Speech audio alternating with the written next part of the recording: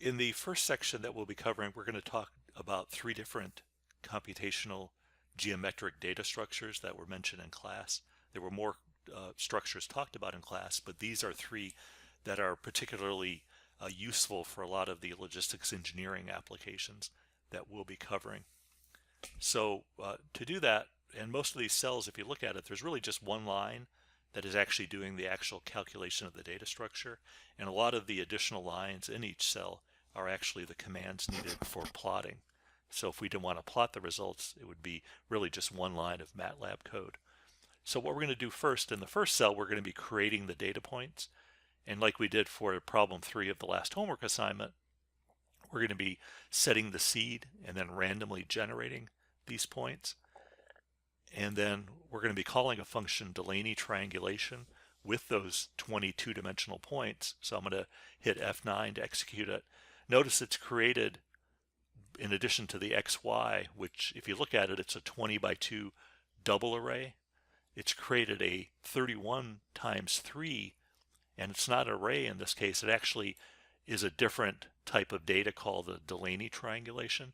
So that's an example of another class of objects that is created in MATLAB.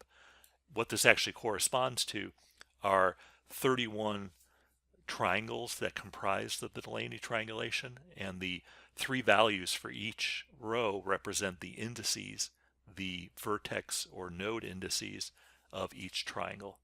So that's what is represented in this data structure. But this is an example of an object-oriented feature in MATLAB, where in addition to just the standard double array, you can define your own custom object.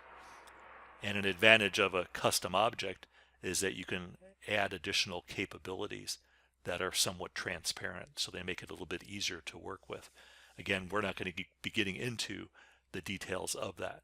The next command that I'm executing is close all, and what that does is close any open figures that are in our monitor. And since I don't have any open at this point, there's nothing to close. But if I did, those would all disappear. And then the next thing I'm going to do is open a figure command. And then since we're going to be plotting repeatedly to this figure space, instead of having it float on my monitor, I want to dock it to the command window. So if I click over here, since I'll be doing primarily plotting, I don't really need to look at the commands I'm executing. Now any subsequent plot commands should show up in this pane over here. What this shows is the 20 points plotted, but if you look at it, the extent is from -4 to 4, both for the x and for the y axes. And I can ensure that by setting the axes to that value. So in this case, it doesn't change anything, but if I didn't have it with the extent -4 to 4 for the x and y, executing this command would force it to have that extent. And then the next command is forcing the x and y axes to have the same actual length in this figure. Previously, notice that the y was actually a longer extent than the x. So in general plotting, if you're not plotting geometric points, it really doesn't matter if the scale for x and y are different. So by calling axis square, it forces it into an equal axis type plotting. So the next cell is an example of calculating the convex hull on this set of points. So what I'm going to then first do is call the function convex hull, and the argument I pass to it is that set of Delaney triangulation, which are essentially triangle indices. And then what I get as a return value is a 8 by 1 index vector. And what that index vector, it is actually just a regular double array. What those indices represent are the points plotted here that are comprising the convex hull. And I'm going to turn hold on so I can plot on this same figure. If I didn't do this, it would recreate a new figure when I executed the following plot command. So now if I F9, what I've done here is I've used those indices. So I've taken the 20 element, 20 row XY array, and this first argument IDX just took the rows corresponding to that set of points, and then I took the first column of XY corresponding to the X coordinates because that's the required first argument for the plot command. And then I have a comma, and then my second input argument is again the index followed with the 2 here corresponding to the second column or the y indices. And then what I've done here, this is an example of a plot triple where first I'm specifying the color is going to be red, but then I'm going to be plotting two things. One, I'm going to be plotting a marker, which in this case is an open circle, which is red. If you look over here, you can see that. But then by doing the third line, I'm specifying I also want to plot a sequence of lines that connect all of these points. So it's a convenient way in one command to actually do marker plotting together with line plotting. And then the last thing I can do is if I want to put a title on my figure, I can do that and do F9. And then if I wanted to, the figure commands are over here. And then if I want to, I can click and do things like if I want to print the figure, I could print it to a file or print it for any other use. So again, just as like any other type of plotted window, you can then take it and do whatever you want with that. The next example is for Delaney triangulation. So for Delaney triangulation, I'm going to, again, make sure that hold is on. Even though it is currently, I'm doing it again just to make sure that it stays on. And then there's a command called triangle plot that automatically plots the Delaney triangulation. All I have to do is give it that set of Delaney triangulation indices corresponding to each triangle. And in this case, I want those to be red also. So when I do that, now I have the Delaney triangulation. So this is the same figure that was shown in class, and it shows how you can calculate and then display the Delaney triangulation.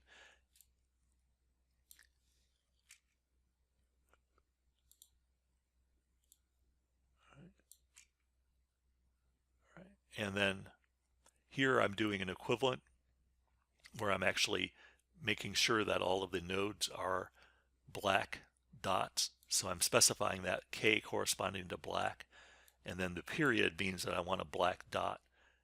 So that way the vertices actually show up clear in the plot. And then I can do a title, Delaney triangulation.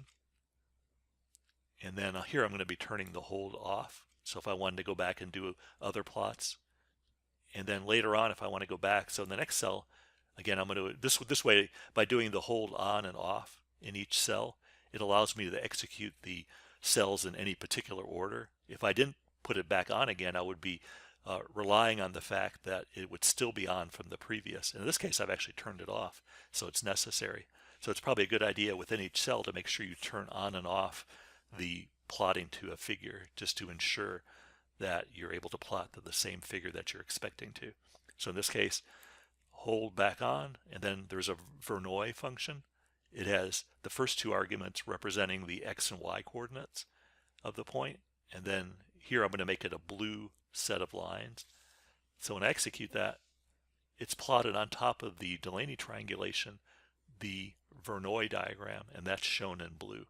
One thing to note, as mentioned in class, and in this figure we really can't see the extent of it, but we can essentially identify all of the vertices that are on the convex hull because their regions are open, whereas all of the other regions are closed regions. So for example, this point here is an open region, whereas this point, which is not on the convex hull, if we would extend the plot a little bit, we would see that this triangle would actually, or this region would actually be a closed region. And then likewise, this is an open region, this is an open region, and so on.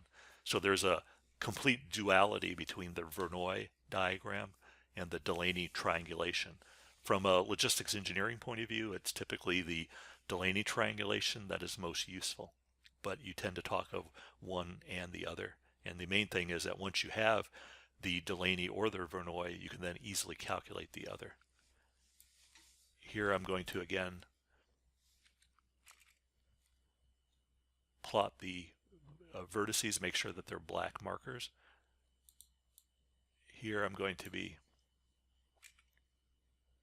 again plotting XY coordinates, make sure they're red circles. So I'm just essentially replotting everything so that it's showing up in the diagram. And then here I'm putting a title Verneuil diagram and turning hold off.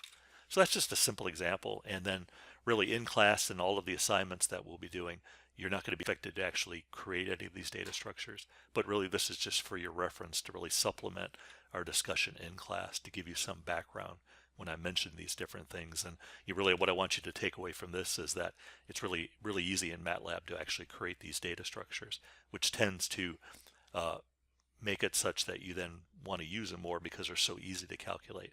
If it was something complicated, you'd probably not really think of using them as often as they are used because they're so easy to calculate.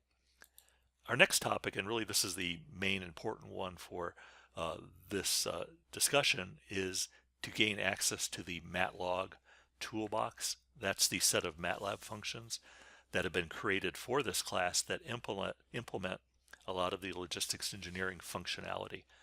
And to do that, I'm going to here switch back to the command window. And the first thing is to go to the directory where the Matlog file that you've uploaded from the course website. So if you look at the course website, look along the top, you'll see one of the main buttons is Matlog. And I'll talk about this in class, so you'll see me doing it in class. But then going to the Matlog website, there's instructions for downloading a zip file of Matlog. And once you've done that, you should find a place on your computer where you want to actually run Matlog from. It could be from a program files directory on your computer or whatever. It really doesn't matter. MATLAB can gain access to any folder and run Matlog from there. So for example, here I'm actually in my ISC 754 folder, and that's actually a folder within another folder called KMat. MAT is for MATLAB. So this is a folder that's directly on my C drive that I have all of my MATLAB code, not just for this class, but for all of the different types of projects that I do using MATLAB. So that's a generic folder called KMat, and then 754 is a subfolder. So let's say that this is where I had downloaded Matlog. To see where I currently am, if I execute the command pwd, that means present working directory, and hit F9, it'll tell me and give me a string saying this is where I'm currently located. And then the reason I did that is I want to be able to, in this case, every time I start MATLAB, I'd like to be able to, if I put a function here like my script or my subdistance within this directory, as soon as I move to another directory in MATLAB, unless I tell MATLAB to look in that directory, it's not going to find that. So if I would type the command my sum distance, and if I wasn't in this, say I was in just the KMat folder, so there's nothing here called my sum distance. So if I would type this, let's say help my sum distance. Oops, I guess it's able to, I guess because I added it to the path, so it's actually able to find it. But if you haven't added this path, you'll actually get an error. So let me go back to here. So to add it to your path, if you type the command path, you'll see the reason it worked is I've already added this to my path. So if you haven't done that yet, then what the path command shows, and if I scroll up here, you can see that these are all of the different folders that MATLAB is using, and you can see how extensive it is. These are all the different toolboxes that give the basic functionality. So it's a very, what I like about MATLAB is that this is very upfront and visible. So these are all the places that MATLAB is looking for things. And basically in terms of what function it actually executes, it uses the first time it finds the name of the function, it executes that. So if you have two folders with the same name, MATLAB will actually search through this path list, and the first time it finds that function, it'll execute that function. So the order in which these paths to these different folders appear in this path structure is important because MATLAB actually follows this. So by putting this at the end of my path list, I'm basically saying whatever function I'm using, if you can't find it anywhere else amongst all of the other folders that are used, then look in 754 and you may find it there. And if you don't find it there and it's not in the current working directory, then it would generate an error. What MATLAB does is it first looks in the current working directory over here. It looks for the name of the function like IFF, and if it sees it, then it goes ahead and executes it. If it doesn't, that's when it starts looking through this path list. So to add this, I can execute this command, and if I look back at my path command, you'll see that it's added to the bottom. In my case, I already had it there, but if you didn't have it there, you'll see that this has been appended to the end of your path list. There's other commands in MATLAB that allow you to determine where MATLAB is installed on your computer. In this case, this is MATLAB root, and it tells me that my version of MATLAB 2017B is stored in my program files under a folder called MATLAB, and then another folder called R2017B, which is the current release that we're using. There's another command, user path, that tells me where are my basic documents being stored, and this is a default value for MATLAB. I'm actually using my own right off of the C directory, off of the C drive on my computer called KMat. But in general, MATLAB, when it first starts running, looks into the generic user path folder, and in particular, what it's looking for is the possibility of a file called startup.m, which is a script. And what that script is, it's a script that you can create. So first I'm going to do which startup, and that tells me which one, because if I have multiple versions of it, this is the one that MATLAB found first and executed. And then what you can do is actually, if I do edit startup, you can see that it actually shows the script that I've created. And what MATLAB does is when it first starts, when you first click on MATLAB and start running it on your computer, it looks into your user path to look in your document directory, and it looks for the startup.m script. If it sees it, then it automatically executes everything that's in that script. So you can see what I'm doing here is essentially doing a series of appendages to the original path command. And that's why if you look up here, you can see this is the result of when I started MATLAB. It added I have a folder called KUtilities. That's a series of utility functions that are not part of Matlog, but I use them personally for a lot of the MATLAB things I do. And then I have another folder, and this is not the current, but actually the next version of Matlog. We'll be using actually version 17. So I have a link, and I preferentially actually use the next version of it. The reason is as I'm developing new functions or changing functions in Matlog, I can be using the latest version of it, whereas in class you can be using the current stable version. And then following that, I have a call to the regular Matlog. So this would correspond to wherever you want to put it on your computer. If you download it and put it as in your root C directory or root C drive on your computer, then you would have this. If you want to put it under program files or wherever you actually put Matlog, you could put it into your user document. It can run out of any folder on your computer. And this is what the path then would show to your version of Matlog. And then I have other path commands that link, in this case, to Cplex, which is a MIP solver, and then another link to Gurobi, which is another MIP solver. We'll be using Gurobi later in the semester when we want to do MIP solver access, and this allows us to access Gurobi directly from MATLAB. And then there's another command here that changes directory. So CD is when I first start MATLAB, wherever it would otherwise default start, which would probably be in my user path. Instead, I'm going to change that directory to my KMat directory. So every time I start MATLAB, I start in KMat. And for this semester, if you're going to be using MATLAB just for this class, you could have CD to the ISE 754 directory that you may have created. This is another option to set the default figure position. Here's a command called format compact. What that does is every time I execute a command, instead of putting space, which is default, to get more information in my command window, I execute the format compact command, and that eliminates that white space. So really you can put any MATLAB commands that you want to execute every time you run MATLAB in the startup folder. So that's a very useful and handy thing.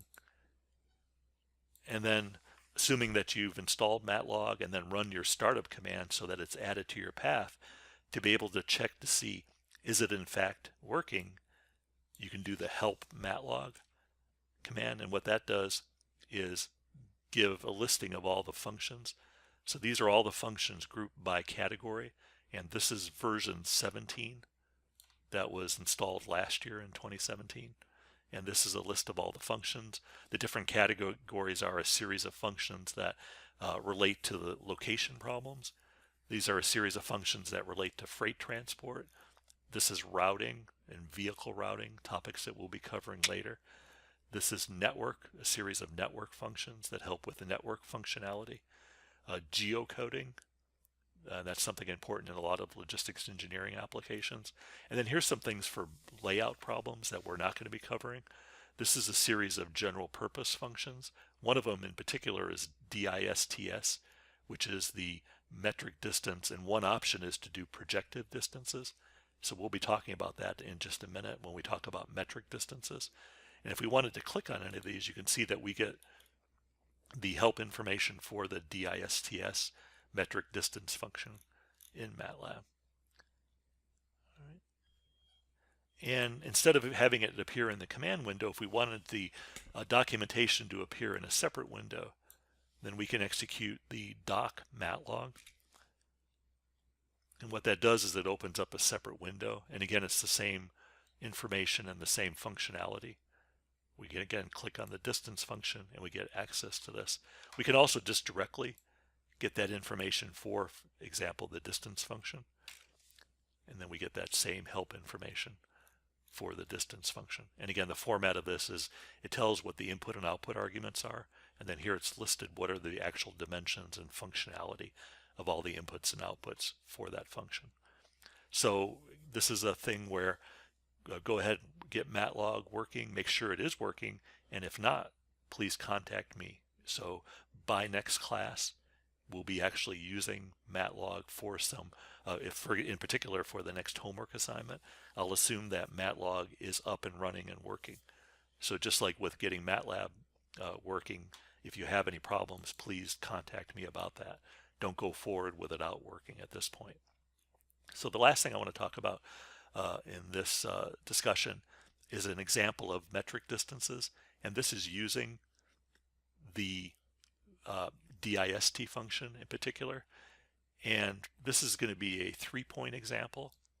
And what I'm doing first is defining 4 different examples of different function handles. And first I'm going to create the 3 points. These are the same 3 points we used in earlier example. So the first function handle implements Euclidean distance, and we've already seen that in class, so I'm going to go ahead and make that available. The second one is implementing rectilinear distance, and that's the reason for the 1 as opposed to the 2 because of the p parameter. Next is Chebyshev distance, infinity. This is a function handle that would calculate the Chebyshev. And then finally, if you wanted to be able to take all 3 of these and just make one handle that would handle all 3 of them, we could add an additional parameter, p, and then have the general formula here. So with p equal 1, we get rectilinear.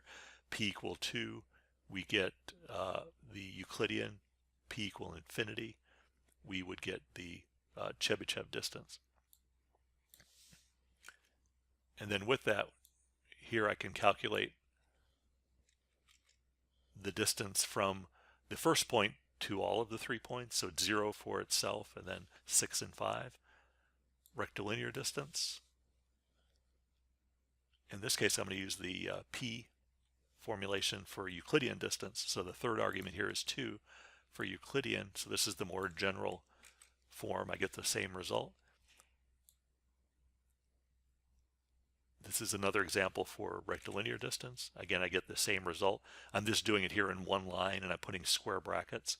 So I get both column vector results side by side. Here, if I do for infinity, notice here I actually get a different result. Here I'm getting 0.64, which is the correct result for the Chebyshev distance, and I get 111 if I take the formulation here. And the reason is that these values, as they go to infinity, the limit itself numerically is not calculated, so I get an incorrect result. So the general formula really doesn't work for Chebyshev, but in the distance function down here, Here, where we use infinity, I make sure that I give the correct formulation.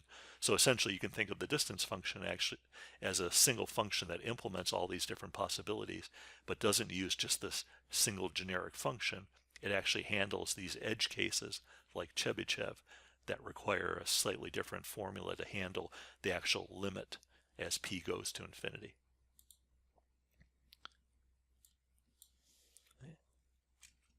Here is an example. Instead of infinity, if I made p very large, 100, you can see here, at least to 4 digits of accuracy, I'm actually getting the same result.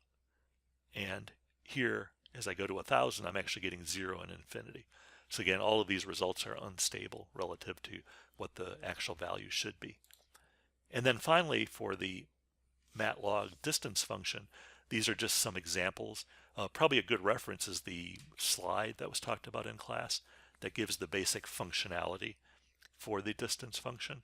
And then this is just some examples. So if we have this point here, 2, 3, and then for the distance function, here if we want rectilinear distance between these 2 points, we get 3. Euclidean distance, 2.23. Here, if we don't specify anything, then we get Euclidean. So that just means that the third argument not being specified means that we use the default. And for the distance function, the default parameter p is equal to 2 for Euclidean distance. Here, if we take the transpose, then try to think, what do you expect to see as a result? It's actually a 2 by 2 matrix. And the reason is that now we're dealing with 2 one-dimensional points for both xy1 and xy2, whereas previously each was 1 two-dimensional point. That's part of the functionality. And then here's an example where we do the great circle distance between these 2 points. Again, that value doesn't really correspond to a distance in miles because x and y, we've not specified the longitude and latitude of those 2 points. But if the x and y values corresponded to longitude, latitude in decimal, then we would get the correct distance in miles. Here is an example where xy1 is a two-dimensional point, but here by taking the transpose of this, I've converted the second set of points into 2 one-dimensional points, and the distance function requires that the dimensions be the same for the first and second arguments. So when I execute that, it returns an error. So it's catching that error that the dimensions of those 2 points are incorrect. Here, if I take the array of 3 points specified in the P array, I get those 3 distances. This is if I use the function handle. And in this case, the value returned by the distance function is a row versus a column vector. And we'll be using the fact that the return value is a row, and we'll be using that to build up arrays. So again, the value returned by the function handle as a column vector is really not the functionality that we want, because we'll be utilizing the row versus column nature of the return value as an important feature or structure in the data that we use. So this is not something that we'd want to just eliminate as an error. This is actually a useful feature that we'll be building upon. And then finally, if we have P and P, then we end up with a 3 by 3 matrix of the distances between all of the points. So these are basically specifying what is the distance, Euclidean straight line distance between all 3 of these points. And we have zeros along the diagonal because that corresponds to values that are the same.